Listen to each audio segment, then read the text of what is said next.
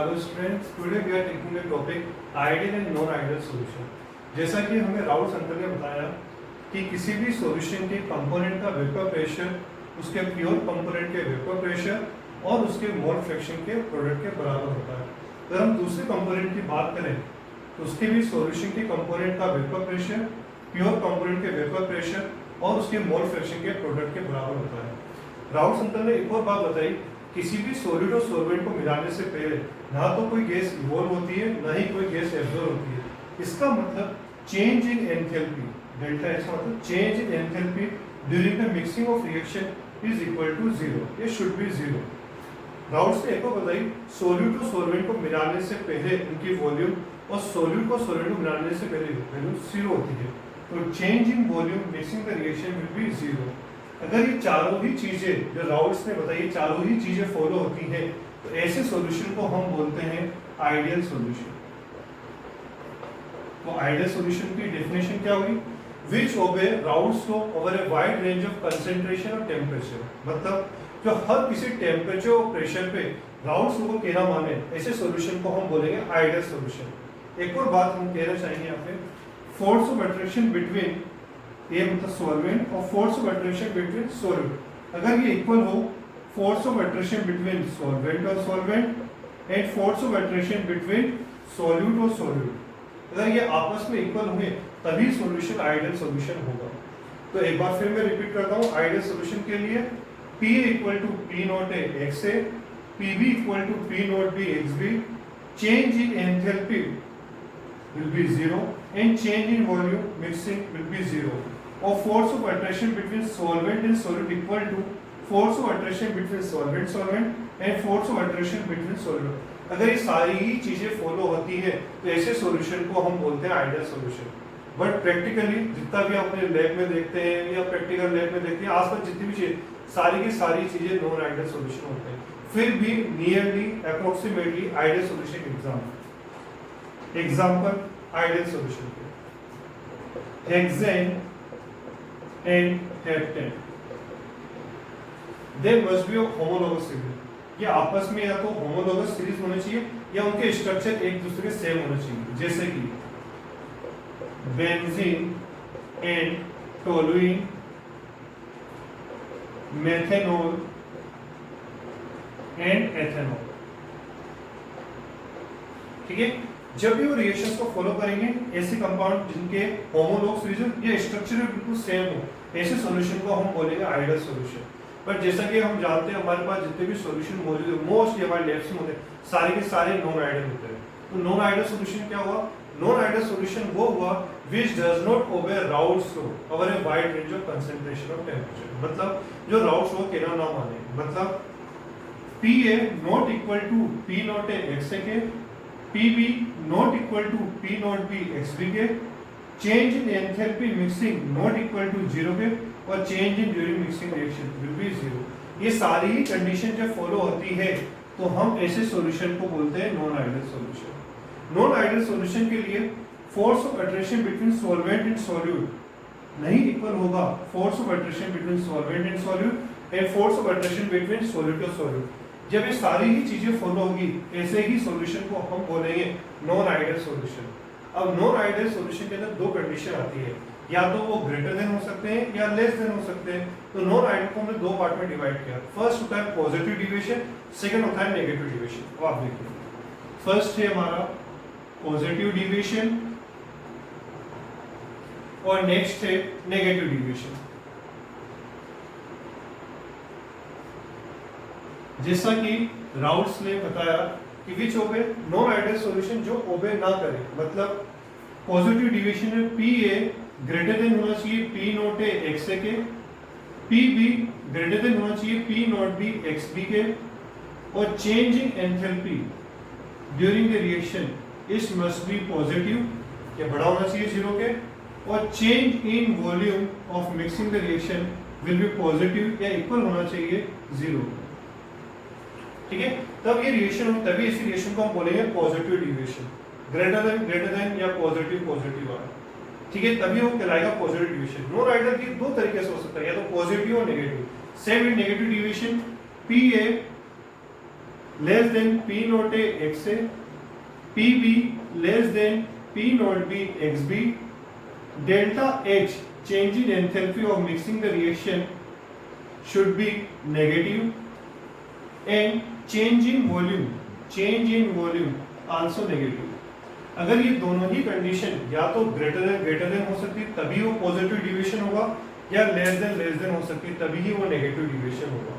तो आज हमने पढ़ा राउल्स लॉ की दो condition, ideal and non ideal solution.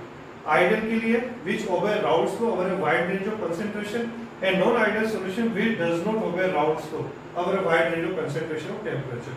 वो मोस्टली जितने भी आप कंपाउंड देखते हैं वो सारे नॉन आइडियल सॉल्यूशन ही होते हैं, जिसमें है फर्स्ट पॉजिटिव और सेकंड है नेगेटिव। पॉजिटिव होता है या तो ग्रेटर देन हो और नेगेटिव डिविएशन या तो उसके लेस देन हो। ठीक है, तो ग्राफिकल रिप्रेजेंटेशन के थ्रू आइडियल सॉल्यूशन को समझते हैं। हमने दो एक्सिस लिए, एक इसका इमेजिनरी ऑप्शन है y एक्सिस, ये भी वेपर प्रेशर, और x एक्सिस है मोल फ्रैक्शन। जब हम मोल फ्रैक्शन को ले रहे हैं यहाँ पे तो हमने इमेजिनरी कंडीशन मानी कि x से की वैल्यू है यहाँ पे स्ट्रीम कंडीशन पे 1 और xb की वैल्यू है यहाँ पे स्ट्रीम कंडीशन पे 0। जैसे जैसे हम सॉल्यूशन को बढ़ाते हैं आगे डालते जाएंगे तो स्ट्रीम कंडीशन पे माना x से वैल्यू एक पॉइंट पे आते आते 0 हो जाएगा और उसी पॉइंट पे xb की वैल्यू 1 होगी। अब हम यहाँ पे लेते हैं जैसे हम जानते हैं Raoult's law, partial pressure mole fraction का इक्वल होता है, तो हमने प्योर कंपोनेंट एक लिया यहाँ पे P नॉट ए। जैसे जैसे x की वैल्यू 1 है यहाँ पे धीरे धीरे जैसे हम बढ़ाते जा रहे हैं x की वैल्यू धीरे धीरे 0 होती जा रही है, मतलब b की वैल्यू इंक्रीज हो रही है। तो ये ग्राफ हमने प्लॉट किया यहाँ पे, ये हमें ये प्रूव कर रहा है कि जैसे जैसे P नॉट ए आगे बढ़ता जा रहा है उसके मोल फ्रैक्शन की वैल्यू उसके वेपर प्रेशर की 0 होती जा रही है। सेम इसे हमने बोला P नॉट है। इस ग्राफ को अगर मैं इस तरह से देखूं तो जैसे हम इसको a एक्सिस पे लेके जा रहे हैं तो ये 0 से वैल्यू पॉजिटिव की तरफ बढ़ता जा रहा है, P नॉट है। सेम ऐसे ही हम xb के रेस्पेक्ट में करते हैं। हमने एक चीज मानी यहाँ पे P नॉट b जो कि प्योर कंपोनेंट्स का वेपर प्रेशर है, उसको P नॉट b को यहाँ पे xb की वैल्यू 1 है। जैसे जैसे वो आगे बढ़ाते जाएंगे उसकी वैल्यू ये यहाँ पे 0 की तरफ आती जाएगी। इट मींस ये प्रूव हुआ कि x से जब आगे बढ़ता जा रहा है 1 की तरफ तो इसकी वैल्यू आती जा रही है यहाँ पे 0, और x भी जैसे जैसे ये यहाँ से आगे बढ़ता जा रहा है इस पॉइंट पर आके x भी की वैल्यू होती जा रही है 0। अब इन दोनों को आपस में स्ट्रेट लाइन से कनेक्ट कर देते हैं। जो स्ट्रेट लाइन से कनेक्ट किया वो होगा हमारा प्रेशर टोटल, जिसे हम डिनोट कर सकते हैं PA प्लस PB, जो कि हमारे दो कंपोनेंट है A और B को। ये जो लाइन शो हो रही है P नॉट ए, ये जो 1 से लेके 0 पे जा रहा है, ये PA equal to P not A x A के, और ये low line P naught B ये यहाँ से आ रही है, ये PB equal to P naught B x P. अगर कहीं आपको अगर ऐसा ग्राफ दिखे जो स्ट्रेट लाइन की फॉर्म के अंदर हो, इस तरह से फॉर्म हो रहा है, तो ऐसे सॉल्यूशन के ग्राफ को बोलते हैं आइडियल सॉल्यूशन के अंदर। तो ये है हमारा graph ideal solution. Now we can understand with the graphical representation with the help of positive deviation, negative deviation। जैसा कि हमने पढ़ा अगर कोई इस स्टैंडर्ड ग्राफ को स्ट्रेट लाइन से कनेक्ट करे तो वो आइडियल सॉल्यूशन होगा, बट जैसा हम जानते हैं कोई सॉल्यूशन आइडियल होता ही नहीं है, बट इस समय स्टैंडर्ड स्ट्रक्चर मान रहे हैं तो इसको हमने डॉटेड लाइन से शो कर दिया कि ऐसा कोई सॉल्यूशन जिसकी वैल्यू स्ट्रेट लाइन में हो। तो हम आगे करने के लिए x से इक्वल टू 1 है और x से इक्वल टू 0 है, यहाँ पे इसकी वैल्यू 1 है और यहाँ इसकी वैल्यू 0 है। अब हम पढ़ रहे हैं पॉजिटिव डिविएशन। जब हमने इसे ग्राफ को PA को ऑब्जर्व किया एक प्रैक्टिकल के अंदर, अगर स्ट्रेट लाइन ना आके ये पॉजिटिव की टर्म में आ रहा है, एक सिंपल सा एक पैराबोला बन रहा है, पैराबोला कर्व बन रहा है। सेम ऐसे ही जैसे B यहाँ 1 से 0 की तरफ जाता है तो इसका कर्व भी एक पैराबोला की तरह बन रहा है, और सेम इसमें ये टोटल वेपर प्रेशर का कर्व भी एक पैराबोला की तरह बन रहा है। मतलब आइडियल सॉल्यूशन में इसकी वैल्यू इस तरफ होनी चाहिए थी, वैल्यू यहाँ होनी चाहिए, बट इसकी वैल्यू आ रही है यहाँ पे, वैल्यू यहाँ होनी चाहिए, वैल्यू आ रही है, मतलब वैल्यू पॉजिटिव के अंदर आ रही है। तो ये पॉजिटिव डिविएशन का ग्राफ हो गया। जैसा कि पॉजिटिव डिविएशन पढ़ा, PA ग्रेटर देन, ये ग्रेटर देन है, PB ग्रेटर देन, ये ग्रेटर देन है, तो इनकी सबकी शो कर रहा है। तो हम इस लाइन को बोल सकते हैं PA, और ये जो लाइन आ रही है हम इसे बोल सकते हैं PB। तो जब ये स्लोप पॉजिटिव की तरफ चले जाए तो ऐसे स्लोप्स को हम बोलते हैं positive deviation. Now we can understand the value negative deviation. अगर कोई ग्राफ स्टैंडर्ड फॉर्म में इसको फॉलो कर रहा है, जो कि हम पहले ही बोल चुके हैं, वो आइडियल सॉल्यूशन होता है, बट कोई सॉल्यूशन आइडियल सॉल्यूशन होता ही नहीं है। तो हमने इसको एक स्टैंडर्ड फॉर्म में मान के इसे हमने एक डॉटेड लाइन से शो कर दिया।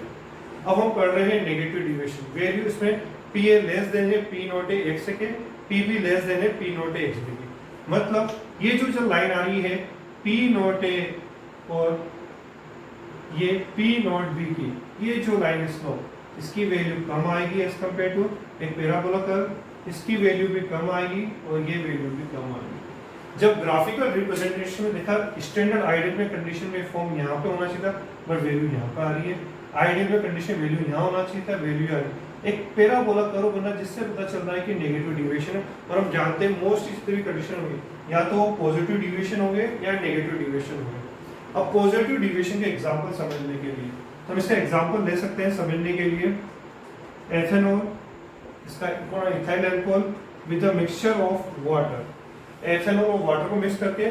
सेम इसी का हम एक एग्जांपल ले सकते हैं nitric acid with the mixture of water. Okay, जब हम इनको एक्सप्लेन करेंगे तो ये पॉजिटिव डिविएशन और negative deviation with the help of Raoult's law.